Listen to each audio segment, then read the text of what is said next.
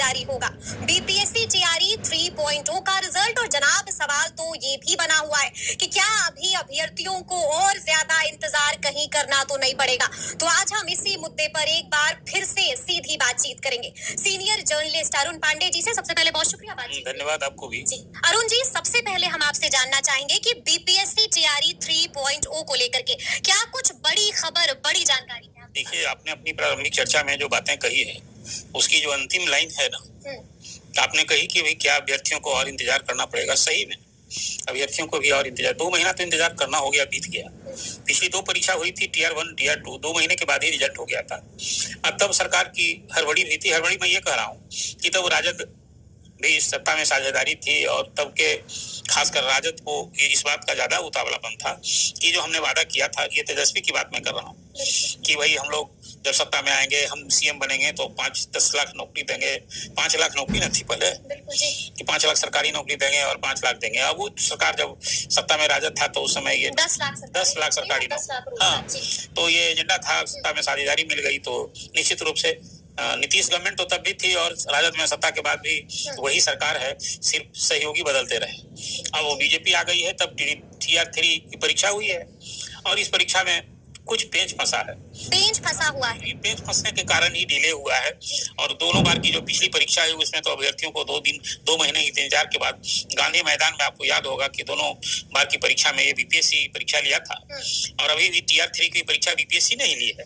दोनों बार नियुक्ति पत्र बटे और 1 लाख की संख्या में, लगभग 1 लाख से अधिक की। दूसरी बार तो 1,15,000 या 20,000 नियुक्ति पत्र बटे थे, तो 2 लाख से अधिक नियुक्ति पत्र बांटे गए। बीपीएससी से जो नियुक्ति पत्र बटा सभी अध्यापक श्रेणी था वो, और डायरेक्ट जो बीपीएससी से पास किया वो तो सरकारी कर्मी हो गया, सरकारी कर्मी का उसको दर्जा मिल गया। अब तीसरी भी परीक्षा जो हो गई, जुलाई में परीक्षा हुई थी, 2 महीना बीत गए और अब परीक्षा कब रिजल्ट आएगा, ये सवाल आज अब फिर लेकर चर्चा कर रही हैं। मुझे लगता है ये सचमुच इसे दुखदायी ही मैं मानता हूँ कि टीआर 3 के परीक्षार्थियों को कम से कम और 2 महीना इंतजार करना पड़ेगा। क्या बात कर रहे हैं आप? आप कह रहे हैं कि अभी भी अभ्यर्थियों को 2 महीने इंतजार करना होगा? 2 महीना इंतजार करने की बात मैं इसलिए कर रहा हूँ कि देखिए, नवंबर में तो शायद ही रिजल्ट हो पाएगा, इसलिए कि 2-3 तरह की जो परिस्थितियां आई, डिले इसके कारण हुआ। कोई बीपीएससी शौक से नहीं बैठ गया। जब जुलाई में परीक्षा हुई तब बिहार में 65% का रिजर्वेशन लागू था पिछड़े, अति पिछड़े, अनुसूचित जाति और जनजाति के लिए। वो कानून था उस समय। नीतीश गवर्नमेंट ने पूरे देश में ऐसी पहल करने वाला, सर्वाधिक आरक्षण लागू करने वाला बिहार पहला राज्य बना था। 65% पिछड़े, अति पिछड़े, अनुसूचित जाति जनजाति के लिए और 10% का रिजर्वेशन जो यूआर कैटेगरी कहते हैं, जिसको अनरिजर्व कैटेगरी, उसमें भी 10% का आरक्षण पूरे देश में ईडब्ल्यूएस के नाम पर लागू है। तो बिहार में 75% रिजर्वेशन लागू हो गया था। अब इस बिहार के कानून को हाईकोर्ट ने निरस्त कर दिया, कहा कि नहीं, ये गैर असंवैधानिक है। इस सुप्रीम कोर्ट के उस इंदिरा सहनी केस के फैसले के विपरीत है, जिसने 50% से अधिक रिजर्वेशन लागू करने पर पाबंदी लगा रखी है। और 10% का रिजर्वेशन तो जो संसद से कानून बना उस पर सुप्रीम कोर्ट की सहमति मिली हुई है, उस पर उसको आप लागू रख सकते हैं। लेकिन 50% का जो रिजर्वेशन है उस सीमा को अभी रिवाइज नहीं किया है सुप्रीम कोर्ट, इस कहते हुए पटना हाईकोर्ट ने निरस्त कर गया। अब मामला नहीं, अब उस आदेश का, हाईकोर्ट के उस फैसले के खिलाफ सुप्रीम कोर्ट गई हुई है बिहार सरकार, और वहां से तत्काल कोई रिलीफ नहीं मिला। अब देखिए, वो 9 जजों की बेंच संविधान पीठ ने वो फैसला दिया था। अब तो फिर वो लार्जर बेंच और कम से कम उसी तरह की बेंच बने और उसमें रिव्यू होगा तभी फैसला आएगा। बिहार सरकार की उस याचिका को विचारार्थ सुप्रीम कोर्ट ने स्वीकार कर रखा है, लेकिन कोई रिलीफ नहीं दिया। तब उसमें बरसों लग सकते हैं।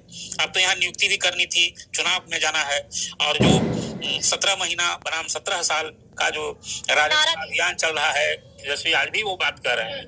तो नीतीश गवर्नमेंट, फिर वही कहूँ, नीतीश गवर्नमेंट में बात करता हूँ तो अब आ गई है सत्ता में सहभागी भाजपा बैठी हुई है। मुझे थोड़ा सा इस कहने में भी एक अजीब सी बात लगती है कि ड्राइवर वही है, नीचे जिसको पैसेंजर कहते हैं, ट्रेन पर कुछ और सवार बैठा, तो उस समय हुई। तो एक तो रिजर्वेशन अब उसी 50% के कानून पर करना है। यानी कि एक तो पेच यहाँ पर फंसा हुआ है, लेकिन आपने कहा कि कई पेच बता रहे हैं। तो एक तो सरकार ने ये कह दिया, फिर फैसला नीतिगत की नहीं, हम लोग जो 50% का रिजर्वेशन है, नियुक्ति नहीं रोकेंगे, उसको हम लागू करेंगे। तो ये फिर कहा गया बीपीएससी को कि आप रिजल्ट को रिवाइज कीजिए और जो पुराना कानून था उस कानून के आधार पर आप इस रिजल्ट तैयार कीजिए। लगे हाथ बिहार सरकार ने एक और बात कह दी, वो था कि टीआर 1 और टीआर 2 में जो बैकलॉग रह गया था वो उसको भी इसमें आप समाहित कीजिए। जो पोस्ट खाली रह गए थे, तो उस बैकलॉग को भी इसमें समाहित कीजिए। देखिए, ये जो रोस्टर तैयार करना है बैकलॉग को शामिल करते हुए, शिक्षा तो विभाग को तैयार करना है। विभाग कोई बीपीएससी को तैयार नहीं करना है, विभाग को तैयार करना है और शिक्षा विभाग को हर जिलों से, सभी 38 जिलों से सूची मंगवानी है।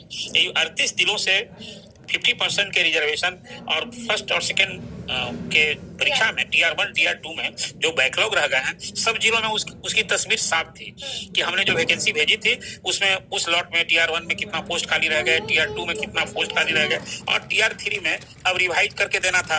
इसी प्रक्रिया में करने में जिलों से रोस्टर विभाग को मिलने में देर हो रही है। अभी भी यानी कि अब तक रोस्टर नहीं मिला? हाँ, नहीं, अभी तो पिछले सप्ताह भर जो हमें सूचना मिली थी, आज तो आप चर्चा कर रही हैं, तो मुझे जो जानकारी मिली, ऐसी खबरों के प्रति मेरी भी कुछ रुचि रहती है कि भाई जो शिक्षक के अभ्यर्थी जो लोग अभी 87,000 शिक्षकों की नियुक्ति होनी है टीआर3 में, तो जो मैंने जानकारी ली विभाग से, तो मालूम हुआ कि तो अभी कई जिलों से रोस्टर नहीं आया है। तो जब रोस्टर वहां आ जाएगा, फिर उसको एक समेकित रोस्टर विभाग तैयार करके बीपीएससी के हवाले करेगा कि भाई इसमें आप हमको इतना इस हिसाब से रिजल्ट तैयार कीजिए। तो बीपीएससी तो वो बजाबता रोस्टर का इंतजार कर रहा है। अब उसमें मालूम हुआ, जो जानकारी मिली, कि उसमें अब 2 खंड में शायद रिजल्ट आएगा। अब तो आपको हाई स्कूल के लिए अलग और नीचे क्लास के लिए अलग, अब तो दोनों ना है, प्राइमरी मिडिल एजुकेशन हो गया और ऊपर में हायर हो गया और हायर सेकेंडरी। तो एक तो ये है, इसके कारण से रिजल्ट 2 खंड में होगा। ऊपर वाले में पोस्ट कम है हाई स्कूल में, तो लगता है कि रोस्टर, वो जो जानकारी मिली कि वो रोस्टर शायद बीपीएससी को मिल गया है। अच्छा, हाँ, हायर स्कूल वाला रोस्टर बीपीएससी को रिजल्ट पहले खंड में उसकी घोषणा हो जाएगी। वो नवंबर के लास्ट तक में भी हो सकता है और दिसंबर तक तो हर हाल में हो जाएगा। अच्छा, यानी कि आप बड़ी बात कह रहे हैं, आप कह रहे हैं कि रिजल्ट जो है वो चरणों में आएगा, 2 चरणों में आएगा। तो हाई स्कूल वाला रिजल्ट पहले आ जाएगा और फिर जो प्राइमरी एजुकेशन का हुआ है। तो आज की तारीख में एक अद्यतन स्थिति यही है कि 2 महीना तो बीत गए। आज 1 नवंबर को जुलाई में परीक्षा हो गई, तो अगस्त सितंबर 2 महीना बीत गए।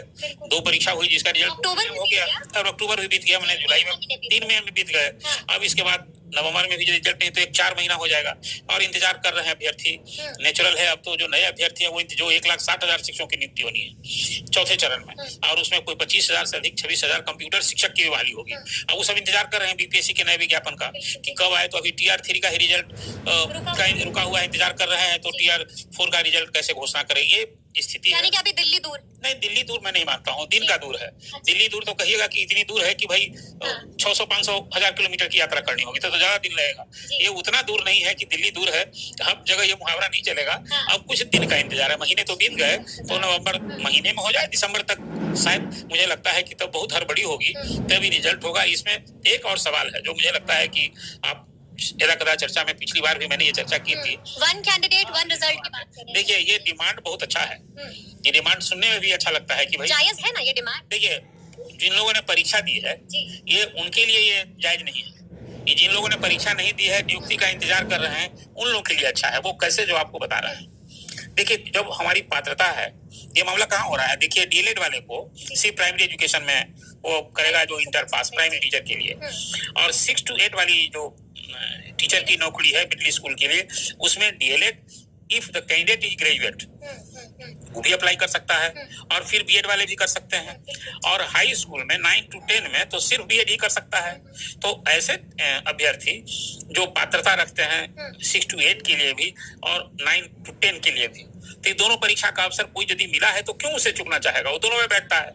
और आप कोई बीपीएससी जो कानून बना हुआ है किसी को रोक नहीं सकता है। आप रोक कब सकते हैं, रोक तब सकते हैं कि जब दोनों पास हो जाए और बीपीएससी फिर पहले तो गणना भी नहीं करेगा, पहले तो जिस परीक्षा को लिया है उसको अलग से रिजल्ट करना है। बिल्कुल, जी। तो ये कहाँ पहचान होगी।